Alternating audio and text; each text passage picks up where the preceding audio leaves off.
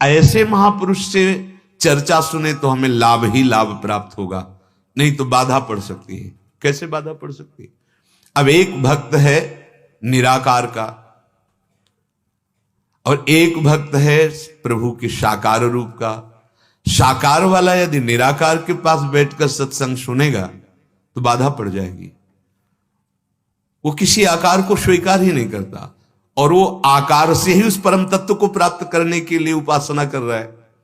दोनों में दिशा अलग है, तत्व एक ही है। वही सगुण है, वही निर्गुण है, वही साकार है, वही निराकार, पर मार्ग अलग हो जाता है। एक है अहम ग्रह उपासना, मैं ब्रह्म हूं, और एक है मैं अधम नीच हूं, आप मेरे स्वामी हो। दोनों का मार्ग अलग अलग है। अगर वो उनसे मिलेगा तो बाधा खड़ी हो जाएगी।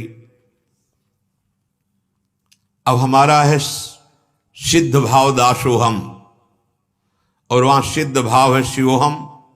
दोनों एक ही तत्व के उपासक। अब कैसे बनेगा? वो कहेगा तुम्हारा सेवक स्वामी भाव अविद्याग्रसित है, तू और कोई नहीं है, वही ब्रह्म है, ऐसा चिंतन कर। शिवोहम बिल्कुल परम सत्य शास्त्रीय सिद्धांत है, वो प्रमाणित है शास्त्रों में। अब वो बेचारा भाव में जो बहने के लिए प्रेम मार्ग में जहां मोक्ष सुख भी लघु हो जाता है, अब वो दासोहम वाला अब कैसे उसको पचा पाए?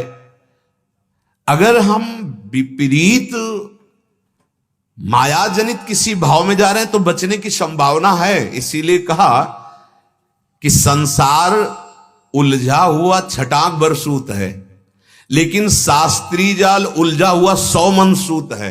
क्योंकि ये सत्य है, उसके प्रति तो हमारी असत बुद्धि तो बच जाएंगे, 50 ग्राम है सुलझ जाएगा। पर ये जो है ये सत्य मार्ग है, वो प्रमाणित करेगा, वेद का ये सिद्धांत है।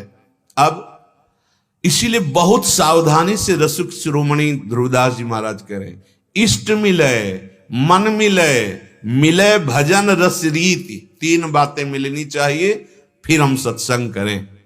हमारे आराध्य देव की निष्ठा, जैसे हम श्री श्यामा श्याम के बिके हुए दास हैं। अब हमारा मन मिलना चाहिए।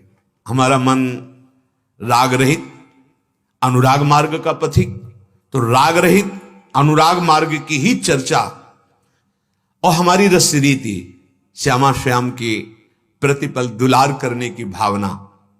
तुम इष्ट मिले मन मिले, मिले भजन रस रीति। तहा निशंक है मिली, हम निशंक होकर सत्संग करो, कोई बाधा पड़ने वाली नहीं है। नहीं तो इतने शास्त्र